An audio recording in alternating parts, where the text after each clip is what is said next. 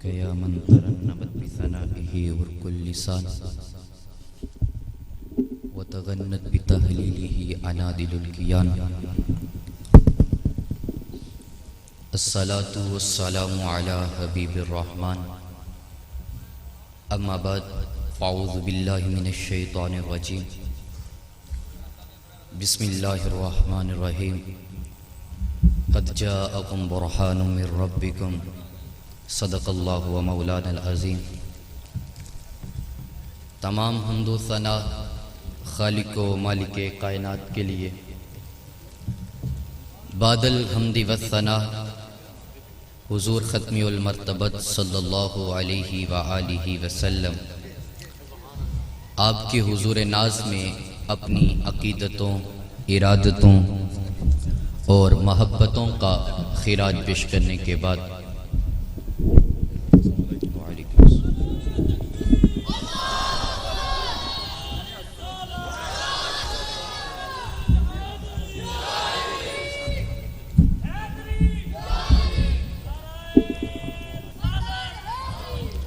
نہایت واجب الاحترام علماء کرام، جملہ شرکائے مجلس حاضہ، السلام علیکم ورحمۃ اللہ وبرکاتہ.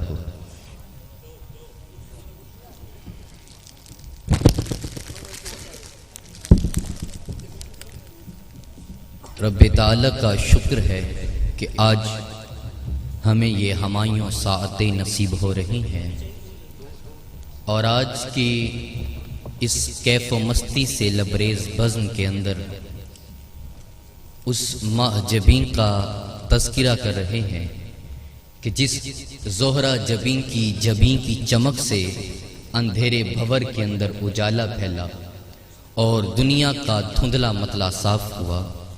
وہ کیا کسی نے کہا تھا، جب ظلم سے زمین کو کالا کیا گیا، جب ظلم سے زمین کو کالا کیا گیا، فاران کی چوٹیوں سے اجالا کیا گیا.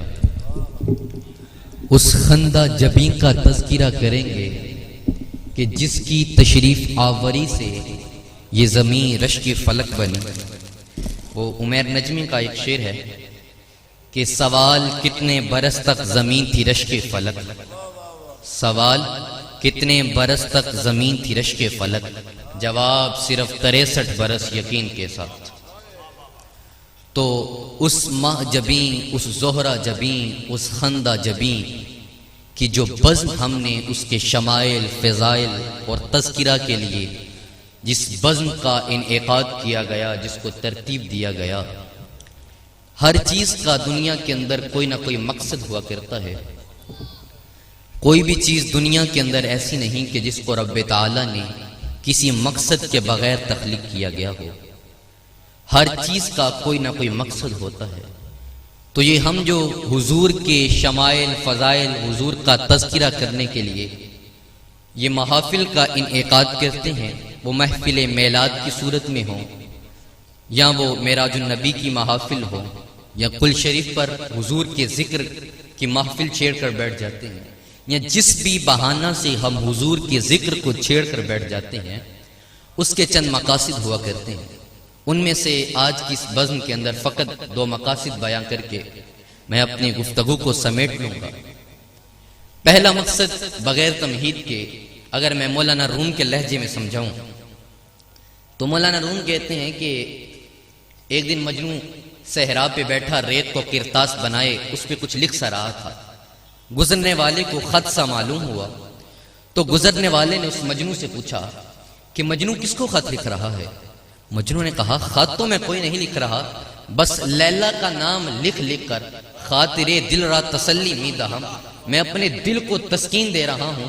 اور سادے انداز میں کہوں، لیلا کا نام لکھ لکھ کر کلیجے کو ٹھنڈ ڈال رہا ہوں. تو ہم بھی جو بہانے ڈھونڈ ڈھونڈ کر حضور کے ذکر کی محافل سجاتے ہیں، در حقیقت حضور کا تذکرہ کر کے ہم اپنے کلیجے کو ٹھنڈ ڈال رہے ہوتے ہیں. حضور کے ذکر سے ہم اپنے کلیجوں کو سکون دے رہے ہوتے ہیں.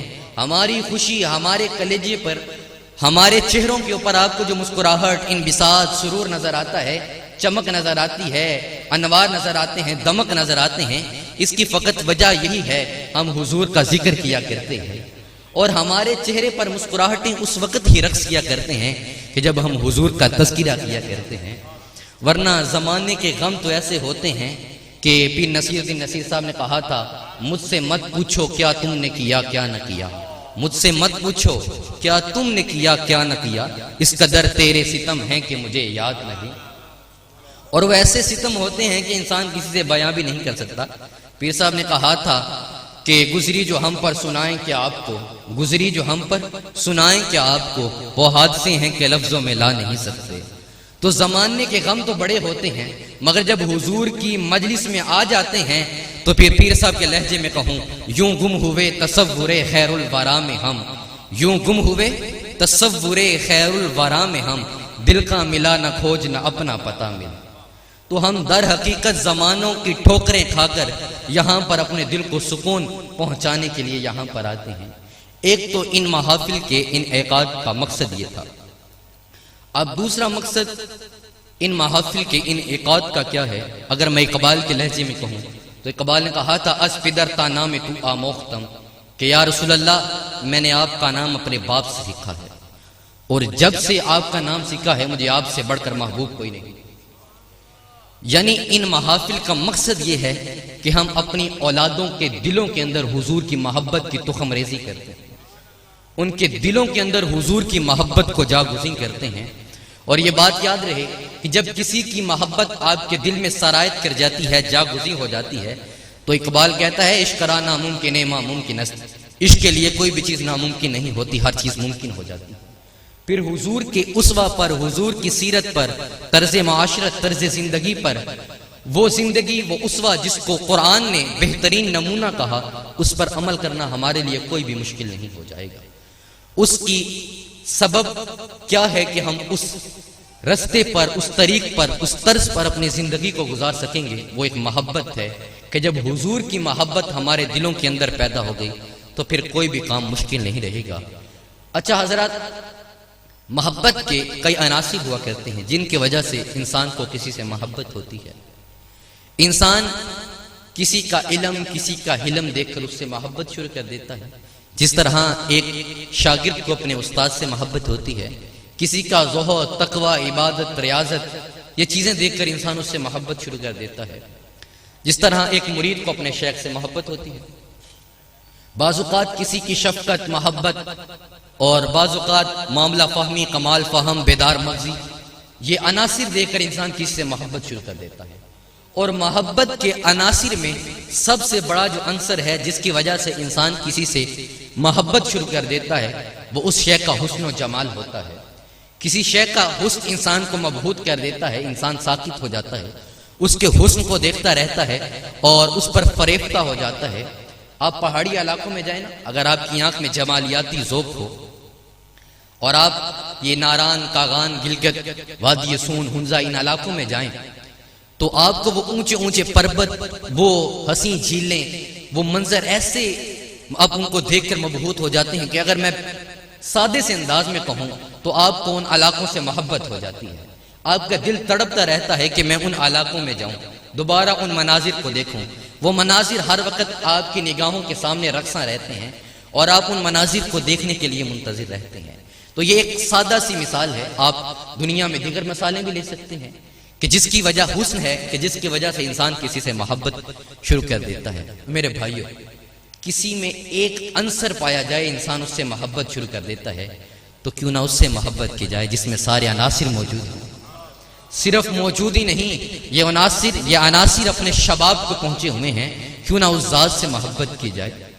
ساتھی ہوا کرتا یہ ہے، آپ کی زندگی کا تجربہ بھی ہوگا، آپ کا مشاہدہ بھی ہوگا، جب آپ کسی کی تعریفیں سنیں گے، کسی کی محامد سنیں گے، آپ کسی کو فالو کرتے ہیں، وہ کسی شخص کی تعریف کر دے تو آپ کو اس شخص سے محبت شروع ہو جاتی ہے۔ آپ کے شیخ کسی دوسرے مرید کی تعریف کر دے تو آپ کو اس مرید سے محبت سی ہو جاتی ہے کہ یار میرے شیخ نے اس کی تعریف کی ہے، تو بندہ اس سے محبت شروع کر دیتا ہے۔ کسی کی تعریف کرنے سے، محامد سننے سے، کسی کی سیرت کو پڑھنے سے انسان اس سے محبت شروع کر دیتا ہے۔ آپ اگر ہسٹوریکل ناولز کو پڑھیں گے، اگر آپ نپولین یا ہٹلر ان کی پوزیٹیو لائف کو، ہسٹری کو پڑھیں گے تو آپ ان سے متاثر ہو جائیں گے۔ اسی طرح اسلامک ویو کے اندر آپ اگر اسلامک زعماء کو پڑھیں گے تو آپ ان سے متاثر ہو جائیں گے۔ ایک سادہ سی مثال دے کر اس بات کو یہاں پر سمیٹتا ہوں۔ ایک دفعہ میں بیٹھا لائیو سٹریم سن رہا تھا، وہاں ایک ایتھسٹ کے ساتھ، ملحد کے ساتھ ڈیبیٹ ہو رہی تھی۔ ملحد وہ جو لادینیت کا قائل ہے، اس کے ساتھ ڈیبیٹ ہو رہی، جو ہوسٹ تھے وہ ڈیبیٹ سے فارغ ہوئے، تو جو موصوف کے ساتھ تھی تو ان میں سے ایک نے کہا کہ ایک خاتون ہے، وہ آپ سے کچھ بات کرنا چاہتی ہے اور اسلام قبول کرنا چاہتی ہے۔ تو جو خاتون تھی یہ انڈیا کی خاتون تھی، یہ پہلے خاندان کے اعتبار سے ہندو تھی، پھر ملحد ہوئی، اب دوبارہ اسلام لانا چاہتی تھی۔ تو جو ہوسٹ تھے، موصوف تھے، انہوں نے کہا کہ اے میری بہن، تمہیں اسلام کی کون سی قدر نے متاثر کیا کہ تم اسلام لانے پر مجبور ہو گئی ہو؟ اس نے کہا میں ہندو تھی، پھر میں ملحد ہوئی، اب میں اسلام لانا چاہتی ہوں۔ اس نے کہا کون سی قدر نے متاثر کیا؟ اس نے کہا مجھے زیادہ باتیں نہیں پتا، بس ملت اسلامیہ کے زعماء میں سے، ملت اسلامیہ کے خلفاء میں سے، ان کے رہنماؤں میں سے ایک خلیفہ عمر فاروق کی سیرت کو میں نے پڑھا ہے، اور جب سے ان کی سیرت کو پڑھا ہے میں اتنی متاثر ہوئی ہوں، میں اسلام لانے پر مجبور ہو گئی ہوں۔ اور یہ شان ہے غلاموں کی، سرکار کا عالم کیا ہوگا۔ تو کسی کی تعریفیں سن کر انسان کے دل میں اس کی محبت پیدا ہو جاتی ہے، تو یہ بھی فقط حضور کی محبت اپنی آنے والی نسلوں کے دلوں میں ہم پیدا کرنے اور جاں گزین کرنے کے بہانے تلاش کر کے ان کے دلوں میں حضور کی محبت کا سرایت کرنے کا انتظام کرتے ہیں۔ اچھا، کسی میں ایک عنصر پایا جائے تو اس سے محبت شروع ہو جاتی ہے۔ سب سے اہم عنصر کسی کا حسن و جمال ہوتا ہے۔ بس میں اسی عنصر پر ایک دو باتیں بیان کر کے بات کو ختم کروں گا کہ اقبال کے لہجے میں کہوں گا، اقبال نے کہا ہر کجا بینی جہان رنگ و بو، آنکھ کی ازہا کش برویت آرزو، یا زنور مصطفیٰ اورا بہاست، یا ہنوز اندر تلاش مصطفیٰست۔ کہ اقبال نے کہا میں جدھر بھی جاتا ہوں وہاں کی مٹی سے یہی آرزو حویدہ ہوتی ہے، یا تو وہ چہرہ مصطفیٰ سے چمک دھمک رکھتی ہے یا تلاش مصطفیٰ کے اندر محو ہے۔ وہ کیا کسی نے کہا تھا یہ رنگ بہار گلشن، یہ گل اور گل کا جوبن، تیرے نور قدم کا دھون اور اس دھون کی رانائی، ماں اجمل کا تیری صورت، ماں احسن کا تیری سیرت، ماں اکمل کا تیری عظمت، تیری ذات میں گم ہے خدائی۔ یعنی حضور کو رب نے وہ حسن دیا، وہ جمال دیا، وہ دل فریبی دی، وہ رانائی دی، وہ جاذبیت دی، وہ دیدہ زیبی دی، وہ کشش دی، وہ چمک دی، وہ دھمک دی۔ میں کہا کرتا ہوں کہ حسن کے اندر بھی جو دلکشی پائی جاتی ہے، یہ سب کی سب خیرات وہ چہرہ مصطفیٰ سے پائے ہوئے ہے۔ پیر نصیر الدین نصیر صاحب نے کہا تھا کہ غیثوِ مصطفیٰ سے یقیناً ہوئی ہے مس، غیثوِ مصطفیٰ سے یقیناً ہوئی ہے مس، خوشبو کہاں سے آئی یہ باد صبا کی ہاتھ۔ یہ زمانے میں جو خوشبوئیں پھیل رہی ہیں یہ سب حضور کا تصدق ہیں۔ اور یہاں میں بات کروں گا، حضرت انس سے روایت ہے ما بعث اللہ نبیا الا حسن الوجہ حسن الصوت، اللہ نے ہر نبی کو سحر انگیز آواز دی، ہر نبی کو دلکش بنایا، مگر وقان نبیکم احسنہم وجہا واحسنہم صوتا، سب کی آواز میں سحر انگیزی، مگر تیرے نبی کی آواز میں جو جاذبیت، سب کے چہرے حسین مگر تیرے نبی کا حسن وراء الورا، حسن یوسف دم عیسیٰ ید بیزداری، آنچ خوباں ہمادار کوتن ہاداری۔ اور بریلی والے کے لہجے میں کہوں، سب سے اولا والا ہمارا نبی، سب سے بالا و والا ہمارا نبی، دونوں عالم کا دولہ ہمارا نبی، اپنے مولا کا پیارا ہمارا نبی، بس میں آخر کا شمع فروزہ ہوا، نور اول کا جلوہ ہمارا نبی، جس کو شایاں ہے عرش خدا پر جلوس، ہے وہ سلطان والا ہمارا نبی۔ کون دیتا ہے دینے کو منہ چاہیے، کون دیتا ہے دینے کو منہ چاہیے، دینے والا ہے سچا ہمارا نبی۔ تو حضرت یوسف علیہ السلام کا حسن بھی حضور کے حسن کے سامنے کے جز کی مانند تھا۔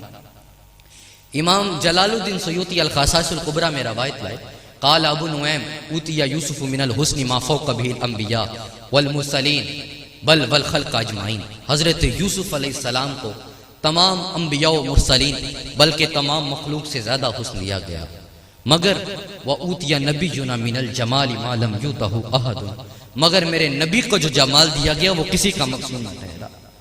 وَلَمْ يُؤْتَ يُوسُفُ إِلَّا شَطْرَ الْحُسْنِ وَأُوتِيَ نَبِيُّنَا جَمِيعَهُ، حضرت یوسف علیہ السلام کو حسن کا ایک جز عطا کیا گیا، میرے نبی کو حسن کل عطا کیا گیا۔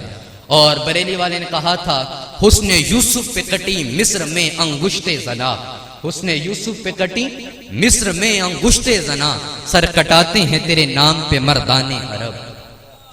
وہاں حضرت یوسف علیہ السلام کے حسن پر کٹنے والی انگلیوں کے جواب میں فاضل بریلوی کہتے ہیں وہاں حسن تھا۔ میں نے ابتدا کے اندر بات کی، انسان حسن کو دیکھتا ہے حواس باختہ ہو جاتا ہے۔ عورتوں نے حضرت یوسف علیہ السلام کا حسن دیکھا، حواس باختہ ہو گئی، اپنی انگلیاں کاٹ لی۔ وہاں پر حسن تھا، حسن کے جلوے تھے، یہاں فقط آقا کے نام پر گردنیں کٹوائی جاتی ہیں۔ وہاں پر مصر تھا، یہاں پر عرب ہے۔ وہاں پر عورتیں تھیں، یہاں پر مرد ہیں۔ وہاں پر حسن تھا، یہاں پر نام ہے۔ وہاں کٹی ماضی کے اندر عمل ہوا، دوبارہ دہرایا نہیں گیا، یہاں کٹاتے ہیں، استمرار ہے۔ 1400 سال ہو گئے، آج بھی آقا کے نام پر گردنیں کٹوائی جاتی ہیں۔ اور وہاں پر کٹی عدم قصد تھا، عدم ارادہ تھا، خود نہیں کاٹی تھی، بس بے دہانی میں حواس باختہ ہو کر کٹ گئی تھی۔ مگر یہاں پر آقا کے نام پر گردن کٹوانا۔ عبدالستار خان نیازی صاحب، آپ کو تحریک ختم نبوت کے دوران گرفتار کر لیا گیا، آپ جیل میں تھے، آپ جیل میں تھے کہ آپ کے پاس موت کا پیام دروغہ لے کر آیا، You will be hanged by neck till you are dead۔ جب یہ پیام دروغہ لے کر آیا تو آپ نے پکڑا، چون کر آنکھوں سے لگا لیا۔ دروغہ بڑا حیران ہوا کہ یہ پیام آتا ہے، بڑے بڑے سورماؤں کے پیتے پانی ہو جاتے ہیں، مگر یہ حضرت ہیں کہ چون کر آنکھوں سے لگا رہے ہیں۔ عبدالستار خان نیازی صاحب نے کہا Is that all? I was prepared to take more that. If I would have got 100,000 lives, I would lay down those for the case of Holy Prophet Muhammad sallallahu alaihi وآلہ وسلم۔ اگر سادہ سے انداز میں کہوں تو عبدالستار خان نیازی صاحب نے کہا بیبا اتنی محنت حضور کے نام پہ مرنے کے لیے تو کی ہے، اتنی محنت حضور کے نام پہ قربان ہونے کے لیے تو کی ہے، کروں تیرے نام پہ جان فدا، نہ بس ایک جان دو جہاں فدا، دو جہاں سے بھی نہیں جی برا، کروں کیا کروڑوں جہاں نہیں۔ اور مولانا جامی نے کہا تھا زے جامی گر تو سرخواہی یدیدہ برد فرمان تو بس سے والعین۔ اور اس کا ترجمہ گولڑے والے کے لہجے میں کہوں تو گولڑے والے نے کہا تھا درکار ہے بس ایک نگاہ کا اشارہ، درکار ہے بس ایک نگاہ کا اشارہ، دل کیا ہے جان نظر کروں سر سے وار کی۔ اور غالب کے لہجے میں بات کو ختم کروں گا کہ کسی نے غالب سے کہہ دیا کہ بڑا تو اپنے محبوبوں کے حسن کے نقشے کھینچتا ہے، ذرا حضور کی تعریف تو لکھ، حضور کے حسن کو بیان تو کر۔ غالب نے جب یہ بات سنی نا، غالب نے کہا غالب ثنائے خواجہ بیزداں گزاشتے کہاں ذات پاک مرتبہ دانے محمد است۔ ارے تم نے کیا کہہ دیا، میں حضور کی تعریف لکھوں؟ میں حضور کی تعریف کر بھی کہاں سکتا ہوں، حضور کی حقیقت کو رب کے سوا جانتا ہے کوئی نہیں۔ حضرت حسان نصابی نے کہا تھا وَأَحْسَنُ مِنْ قَلَمْ تَرَكَتْ وَيْنِ، آپ سا حسین میری آنکھوں نے دیکھا ہی نہیں۔ بریلی والے نے کہا لم یاتی نظیرک فی نظر مثلے تو نشد پیدا جانا، جگراج کو تاج تورے سرسو ہے تجھ کو شہے دوسرا جانا۔ اور شیخ سعدی شیرازی نے کہا تھا نہ حسن شکایت ادارت مسادیرہ سخن پایا بمیرت تشن مستسکی و دریا ہم چنا باقی قار ما آخر شدو آخر سے مقار نشد مشتے خاک ما غبار اونچائی۔